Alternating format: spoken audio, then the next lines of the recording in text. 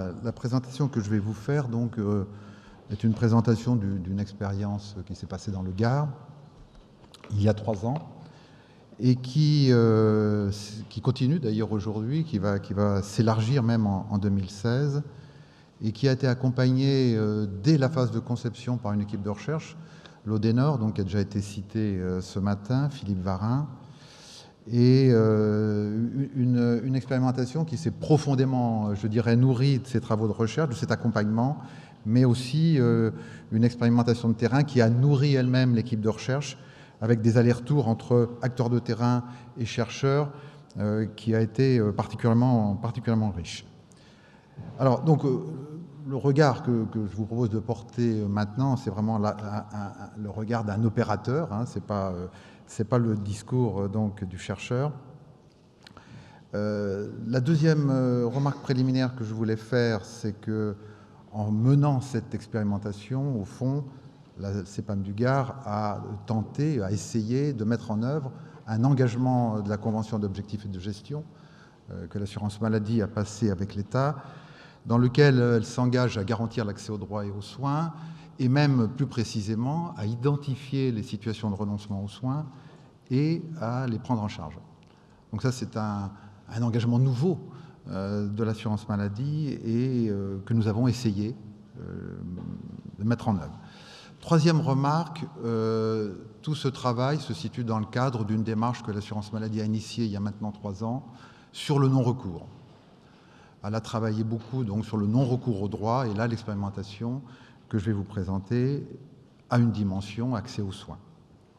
Je voudrais ensuite dire, en préliminaire, que c'est une expérimentation extrêmement limitée, qu'il n'y a pas de prétention d'apporter une réponse globale au phénomène du renoncement aux soins, qui est une réalité sociale ô combien complexe. J'y reviendrai tout à l'heure là-dessus. Voilà. Donc, je vais présenter en 3 temps. Premier temps, c'est le temps, je dirais, du diagnostic et quelque part de la prise de conscience. Et pour les opérateurs que nous sommes, c'est quelque chose d'essentiel. Le deuxième temps sera justement le temps de l'action. Et puis le troisième temps, auquel on se situe aujourd'hui, qui est le temps du bilan, des questions et puis des décisions. Alors, donc le temps du diagnostic, alors d'abord peut-être dire que je répète, on est dans le Gard, et vous le savez peut-être, je ne sais pas si tout le monde sait où se trouve le Gard, dans le sud de la France, et dans une région qui fait partie des plus pauvres de France, pratiquement la plus pauvre après le département du Nord. C'est un élément tout à fait essentiel. Donc, le diagnostic s'est passé en 3 temps et s'est élargi au fil du temps. Vous voyez, ça s'est déroulé sur 3 ans. Premier temps, une micro-enquête sur laquelle je vais revenir parce qu'elle est essentielle, c'est ça qui a tout déclenché. Une micro-enquête sur un petit nombre d'assurés. Deuxième temps, cette micro-enquête nous a tellement interpellés fortement qu'on s'est dit on ne peut pas en rester là. On a donc étendu à un diagnostic à l'échelle du territoire du Gard, sous le terme de baromètre du renoncement aux soins dans le Gard. Et troisièmement, les résultats de cette deuxième enquête ont incité les dirigeants de l'assurance maladie de la région Languedoc-Roussillon à étendre ce diagnostic à l'ensemble de la région. Donc nous sommes actuellement en train de finaliser les résultats de ce diagnostic régional. Alors, revenons rapidement sur cette micro-enquête qui est sur laquelle il est intéressant de s'arrêter 2 secondes. Nous nous trouvons en décembre, il y a 3 ans, décembre 2012, toujours avec en toile de fond cette préoccupation sur le non-recours. Nous nous trouvons confrontés, comme d'ailleurs d'autres organismes d'assurance maladie, à des situations dans lesquelles des assurés ont sollicité un secours pour accéder à des soins dentaires, se sont vus notifier un accord et on se rend compte plusieurs mois plus tard qu'ils n'ont pas utilisé l'aide qui leur a été attribuée. Donc, on est là sur une situation très classique, qui est d'ailleurs intéressante dans la mesure où là, l'opérateur assurance maladie, dans ses pratiques administratives, a pour souci d'attribuer une aide en fonction de barèmes. Sa finalité, c'est l'attribution d'une prestation, d'appliquer une réglementation. Il est intéressant de voir que là, la finalité n'est pas la réalisation des soins. J'insiste là-dessus parce que c'est là-dessus, effectivement, que va se faire l'expérience. Donc, les résultats, donc on demande à l'Odenor de nous aider à la rencontre de ces 24 assurés, ce petit échantillon, qui ont renoncé à des soins. Et la première surprise, je cite là un extrait tout à fait intéressant, on est confronté à des personnes qui sont massivement perdues dans les fonctionnements administratifs, qui ne comprennent pas ce qu'on leur demande. Nous sommes confrontés à des personnes qui sont pourtant, et ça a été pour nous important, socialement insérées. Ce sont des personnes qui ont une complémentaire santé, à 80% d'entre eux, 85% je crois. Et comme le dit fort bien Philippe Varin, ce sont des personnes ordinaires, ce sont des personnes, je dirais presque caractéristiques au fond du département du Gard. Bon. Donc ça nous a interpellés fortement, sur nos modes de fonctionnement d'abord, et sur le fait aussi que ces personnes, ce petit échantillon, étaient massivement en renoncement aux soins, non seulement sur les soins dentaires, mais aussi sur d'autres soins. Vous avez deviné d'ailleurs que s'ils n'ont pas utilisé l'aide, c'est tout simplement que l'aide ne leur permettait pas de combler, ne comblait pas le reste à charge, et qu'il y avait encore un reste à charge trop important qui n'était pas à leur portée. Alors bien sûr, on a été interpellé fortement par cette première micro-enquête sur nos modes de fonctionnement d'abord, et puis aussi dans le doute, et on s'est dit, mais au fond, ce n'est qu'un petit échantillon, il y a encore l'espoir que, vérifié à l'échelle du département, nous nous en sortions un petit peu mieux sur la qualité de notre service finalement. Donc, décision de lancer avec l'équipe d'Odenor un diagnostic à l'échelle du département du Gard, diagnostic donc qui se caractérise, et ça c'est important, donc on se situe en octobre 2013, par une méthodologie qui repose sur les acteurs eux-mêmes. Alors, premièrement, mobilisation non seulement des acteurs de l'assurance maladie, mais des autres acteurs de santé du département. Et là, deuxième surprise, la mobilisation des acteurs s'est faite de façon, j'allais dire, spontanée, remarquable. Et deuxièmement, une méthodologie qui reposait, et ça c'est important pour la suite, sur la participation des acteurs, notamment des acteurs du front office des différentes institutions, pour questionner les assurés, avec bien sûr intervention de l'équipe de recherche sur cette partie. Alors, la méthodologie a été la suivante. Alors, en toile de fond, bien sûr, une équipe de recherche qui nous a accompagnés sur l'ensemble de la démarche.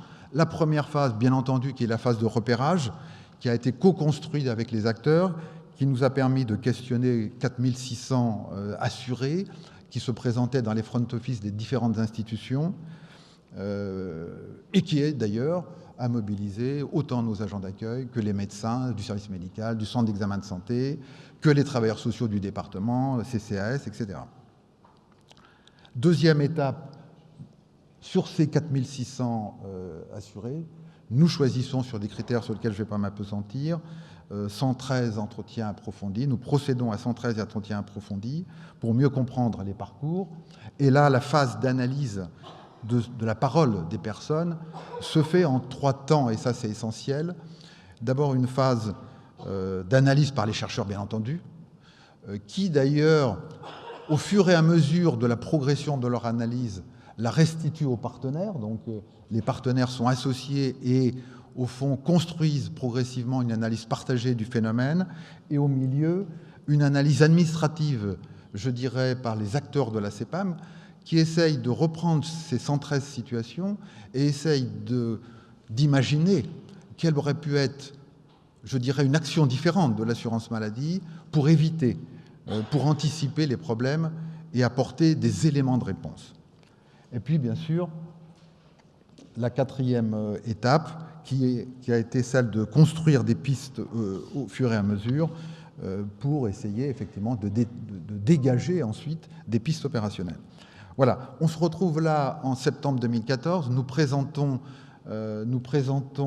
c'était le 30 septembre, les résultats de ce diagnostic d'ailleurs. Paul Dorian était présent, donc à l'ensemble des partenaires. Et nous envisageons donc les suites opérationnelles. Mais avant, je le disais tout à l'heure, la région Languedoc-Roussillon, j'allais dire interpellée elle aussi par les résultats, s'engage dans la démarche de diagnostic selon une méthodologie identique ce qui nous conduit, vous le voyez, à recueillir au final un matériau considérable, puisqu'on se retrouve avec les chiffres que vous avez là sur lesquels je ne m'appesantis pas, et qui aboutissent à des rapports de recherche. Donc celui sur le baromètre dans le Gard, qui est sur le site d'Odenor, donc je ne peux que vous inviter à le lire, et puis le rapport sur le Languedoc-Roussillon, qui d'ailleurs fait l'objet de monographies dans chaque département et d'un rapport final qui est en cours de finalisation, est prévu pour mars 2016. Alors les résultats que vous voyez là donc, sont des résultats là, quantitatifs d'abord. Ces résultats quantitatifs, bien sûr, nous ont fortement interpellés. J'ajoute que ce sont des résultats qui ne portent pas sur la population du département, mais sur les personnes qui viennent nous voir dans les front office. C'est différent, bien entendu. Ce qui est surtout frappant, et là encore, surprise vraiment forte, c'est l'homogénéité des taux de renoncement, ou plutôt des personnes qui répondent à cette question qui a été évoquée tout à l'heure. Est-ce qu'au cours des 12 derniers mois, vous avez, etc. Donc voilà, on est là sur des taux qui ne peuvent qu'interpeller le gestionnaire de l'assurance maladie que nous sommes. Avec les résultats quantitatifs, là je ne vais pas m'appesantir parce que vous les connaissez, c'est des résultats connus avec bien entendu une dominante sur les soins dentaires, mais je passe assez rapidement. Les causes, avec alors là on est toujours sur des résultats quantitatifs, là on est sur l'exploitation du questionnaire de repérage, on est sur du quanti. Donc on est sur effectivement une cause financière qui est en toile de fond, un peu différent entre le Gard et le Languedoc-Roussillon, parce que dans le support du Languedoc-Roussillon, le questionnaire, on avait été un peu plus complet, on avait ajouté quelques items, mais on retrouve quand même fortement la dimension financière. Rapidement, des résultats qualitatifs, et je vais vous donner les résultats qualitatifs qui nous ont poussés à l'action. Alors, premièrement, donc, j'y reviens pas, ça c'est ce que nous voulions savoir et ce que nous ne savions pas, c'est ce que nous ne savions pas, c'est que dans notre département, là je reviens au Gard, donc le renoncement est un phénomène non marginal. Il a des conséquences médicales, sociales et psychologiques graves. Ce sont les analyses des 113 entretiens qui le montrent de façon évidente. Et les raisons du renoncement, donc 2 raisons que vous connaissez, mais elles sont essentielles pour nous en termes d'acteurs, parce que nous avons effectivement des marges d'action là-dessus. C'est la raison financière et ce qui est apparu de façon, je dirais, éclatante, mais ça a été dit ce matin, c'est à quel point les ruptures dans les parcours sont à l'origine des problématiques de renoncement. Quand je dis rupture, c'est très large, vous le savez. C'est le licenciement, c'est l'accident, c'est la maladie, c'est le divorce, c'est le veuvage, c'est le passage à la retraite, l'invalidité, j'en passe et des meilleurs. Et surtout, ce qui nous a frappé, là, je passe très très vite, bien entendu, c'est la question de la guidance, je reprends le terme de Philippe Varin, guidance tant de la part des professionnels de santé, et là je reviens sur quelque chose qui a été dit dans la journée, c'est-à-dire c'est impressionnant de voir à quel point les gens disent que leurs difficultés sociales, leurs difficultés d'accès, leurs difficultés financières, ils ne l'évoquent pas auprès de leur médecin traitant, pour des raisons qui ont été évoquées, je n'y reviens pas, mais ils ne le disent pas non plus à l'assurance maladie n'étant pas identifiée comme une structure de recours. Et ça, c'est dit assez massivement, pour ne pas dire très massivement. Alors, constat majeur, j'y reviens rapidement, parce que c'est ça qui nous a conduit à dire on ne peut pas rester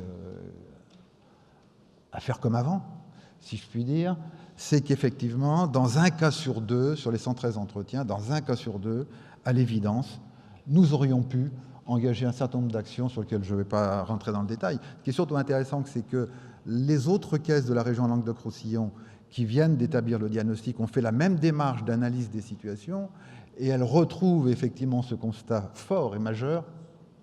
2 minutes. Oula.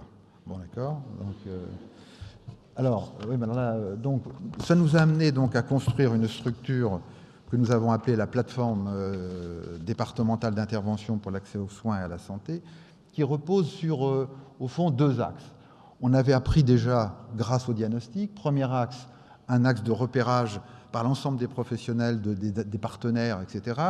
Et puis, un axe, et puis, deuxièmement, une prise en charge centralisée par une plateforme à la CEPAM, gérée par la CEPAM, composée de 5-6 personnes, et qui apporte effectivement ce manque, cet élément de guidance, qui s'efforce de lever les freins financiers, et tout ça dans un contexte fondamental, dans une organisation fondamentale qui crée un accompagnement de proximité.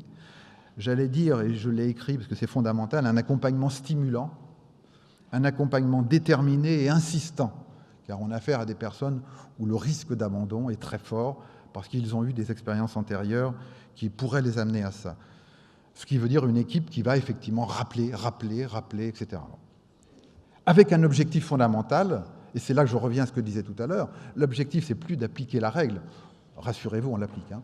Mais ce n'est plus seulement d'appliquer la règle, c'est effectivement que les soins soient réalisés, et le travail se termine quand les soins sont réalisés. Ça donne un schéma comme celui-là, dans lequel vous avez effectivement tous les partenaires. L'APFIDAS nécessite que par les professionnels pour le moment, parce qu'il était important pour nous d'avoir des saisines, j'allais dire, exploitables. Juste un mot pour dire, puisque l'ARS était là tout à l'heure, que l'ARS est extrêmement présente, notamment, elle considère que l'APFIDAS est un outil précieux pour les contrats locaux de santé. J'accélère ma présentation. Et donc, que fait l'APFIDAS quand elle est saisie par une situation?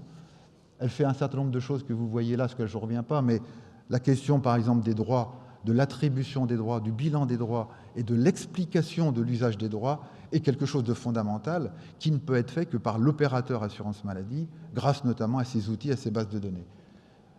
Après, tout le travail autour du choix d'une organisme complémentaire est essentiel, puisqu'on a 30% des bénéficiaires aujourd'hui de la FIDAS qui n'ont pas d'organisme complémentaire. Et les 30% que je viens d'évoquer sont des personnes qui aujourd'hui ont un organisme complémentaire. Donc vous devinez le travail d'accompagnement, etc. Je suis obligé d'accélérer parce que... et voilà le dernier point. Juste un mot, Paul, sur les résultats, et j'en termine. Nous avons bien sûr une très courte expérience, puisque ça fait 1 an que nous fonctionnons. 750 saisines. Des saisines aussi, nous avons affiché dans nos lieux d'accueil, et nous sommes en train de dire aux médecins de l'afficher aussi, le message suivant, et ça pour nous c'est important. Près de 23% des saisines viennent d'une expression spontanée des assurés à l'accueil. C'est-à-dire qu'on l'a affiché sur nos écrans, et les personnes commencent effectivement, l'idée est de se faire identifier comme étant un organisme, etc. Et les médecins, certains médecins commencent à afficher cela suite à l'action qu'on a menée avec eux. Élément essentiel, encore une autre surprise dans cette expérience d'une richesse assez stupéfiante, toutes les saisines, sans exception, ont pu recevoir réponse. Donc ça fait réfléchir. Elles ont pu recevoir une réponse, sauf, petit bémol, et ça, là-dessus, on ne sait pas faire, j'allais dire, les saisines qui ont été abandonnées, on est à peu près à 1/3 d'abandon, soit dès la reprise de contact, soit peu de temps après. Mais pas pour des raisons d'impossibilité d'apporter une réponse, parce que les personnes d'eux-mêmes n'ont pas donné suite. Voilà. La moitié des réponses, enfin une petite moitié des réponses, n'est qu'une réponse en termes de guidance, n'est pas forcément une réponse financière. Et enfin, élément important, la durée de l'accompagnement s'étale sur plusieurs mois. Ça peut aller de 2 à 3 mois, tout simplement parce que vous devinez que pour faire adhérer à un organisme complémentaire, pour obtenir des devis, etc., il faut du temps. Voilà. Alors, on a essayé, là je vais aller vite, parce que quand on lance une expérience comme ça, où on engage des moyens de service public, d'essayer de mesurer effectivement l'efficacité de la plateforme. Donc on a tenté de mesurer ce qu'on appelle les gains objectifs. Donc vous voyez qu'au-delà de la réalisation des soins, il y a des gains facilement identifiables, si vous voulez, qui apparaissent, que vous voyez là. Donc ça a été fait sur un échantillon de 234 accompagnements aboutis. On a 423 gains objectifs qui se déclinent comme celui-là. On est obligé de passer rapidement, mais juste pour vous dire que ça se traduit aussi par des éléments mesurables. Mais ça se traduit aussi par des éléments qui sont moins mesurables. On appelait ça les gains subjectifs. Nous sommes là, et encore une surprise, c'est la force, effectivement, des retours des assurés. Donc j'ai cité là quelques retours extrêmement forts sur ce que les gens, les personnes qui en ont mission en ont perçu. Ce qui veut dire qu'effectivement, au-delà des gains objectifs, il y a des gains subjectifs. On se demande même s'ils ne sont pas plus importants. Et qui laissent penser qu'au fond, contrairement à ce qu'on pensait, nous ne sommes pas que sur une action à court terme. Comme si, effectivement, on avait aidé et accompagné un retour sur, je dirais, un parcours de soins, etc. Alors, je vais terminer juste par quelque chose qui me semble plus important, qui sont des paroles d'assurés. Mais pour ça, il faut que je me mette là. Voilà. Voilà. Je voulais dire juste, effectivement, ce qu'expriment les assurés, c'est quelque chose d'extrêmement fort. Je vous laisse prendre connaissance.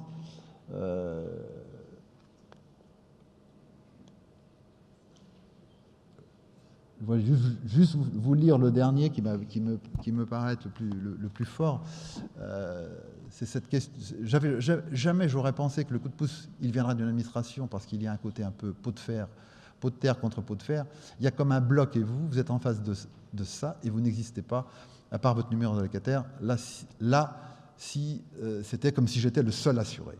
Et ça me paraît être effectivement un point important. Et la dernière, Paul, parce qu'elle est importante. Si j'avais une demi-heure de plus, mais ce n'est pas possible, je vous aurais projeté les témoignages d'assurés qui sont assez puissants et qui font réfléchir.